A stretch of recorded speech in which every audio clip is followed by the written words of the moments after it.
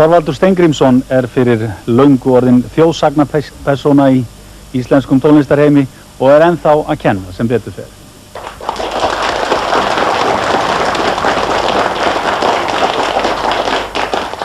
Þorvaldur, menn gleyma því gjarnan frá þessum árum að Íslendingar höfðu ekkert mörg atvinnutækifæri sem hljóðfæraleikarar. Nei, það var nógu beðlegt því að það voru tómir útlendingar hér að spila í kaffihúsunum og á böllunum jafnvel líka. Þess vegna var nú félag íslenskra hljóðfæraleikara stofnað til þess að leita réttar þessara ungu mannar, þessa vaxtarbroddar í íslensku tónlistarlífi. Þeir fengu ekki vinnu af því að oft höfðu þeir ekki nógu mörg hljóðfæri að spila á. Útlendingarnir voru hver með mörg hljóðfæri sem að þetta voru oft Austur-Evrópumenn eða Þjóðverjar og flinkir menn. Já. Hvar var spilað? Hvar voru dansstaðirnir? Dansstaðirnir í Reykjavík þarna. Þetta svona, þegar ég fyrir í gang það 35, þá eru aðaldansstaðirnir, það Iðnó, Gúttó og KR-húsið, það sem Ráðhúsið núna. Og hérna, svo náttúrulega voru hótelin 2. Það var Hótel Borg og Hótel Ísland. Englendingar vanalega á Hótel Borg og Þjóðverjar á Hótel Ísland. Nú, við vorum að keppast við Íslendingarnir að komast í þessar hljómsveitir og gera okkur gjaldgenga. Nú, þetta tókst svona smá saman. Við náðum þarna saman, ég og Polly, og það var, skal ég segja, og hann var í Iðnó með hljómsveit, afskaplega vinsæll. En þá voru Spánverjar, já, þeir voru í Oddfellow-húsinu. Það var nýbúið að opna það fyrir restaurasjón. Og þegar Spánverjarnir fóru, þá auglýsti hann í Oddfellow, Egill veitingamaður, hann auglýsti eftir hljómsveitum og Íslendingarnir vill allir komast þangað náttúrulega. Nú, og við var fastur í Iðnó. En það voru 2 hljómsveitir sem kepptu að fá að komast inn í Oddfellow-húsið. Ég man eftir að það var voða spenningur. Ég veit að hljómsveitirna þær spiluðu báðar frítt. Við vonum að fá djobbið. En svo fóru nú leikar að hvor hljómsveitin var tekin. Heldur var Åge tekin. Åge fékk djobbið og hætti í Iðnó. Og það var þá sem að við náðum saman, og Polly, ég og Bjarni Böðvarsson. Og þarna vorum við bara í 8 ár í Oddfellow-húsinu. Það var afskaplega mikið fínar veislur og fín böll.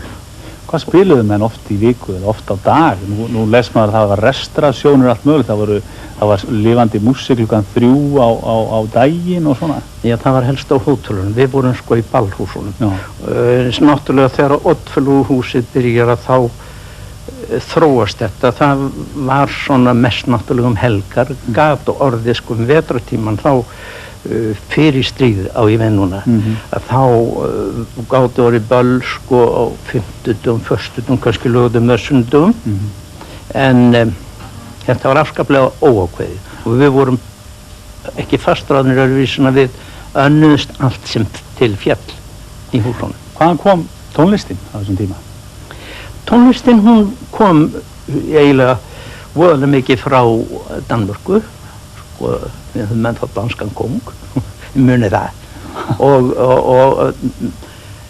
tónlistin kom frá København og líka frá Þýskalandi. Það var Þýskaland stórveldi í kvikmyndaframleiðslu.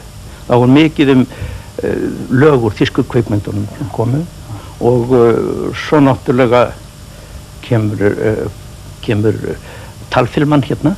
Þá náttúrulega fara að koma amerísk lög og allt saman og þetta náttúrulega fengum við og eltum þetta uppi bæði í útvarpi og alls staðar. Það er erfitt að verða sig út nótur og annað á þessum tíma? Já, oft urðum við að skrifa þetta upp og læra það bara. Já. Hvenær heldurðu, Þorvaldur, að hafi nú orðið mesta breytingin á þínum ferli svona? Hvaða? Já, sko það nú þannig að þegar við höfum ýmislegt eins og í dag, sjónvarp, síma, ég gæti farið að rafmagn, þetta þykir öllum sjálfsagt. En farið nú með mér aftur í tíman. Sko þegar dansmúsík var á þeim tíma, það var ekki eins og mikrofón. Það var ekki sungið eins og núna er.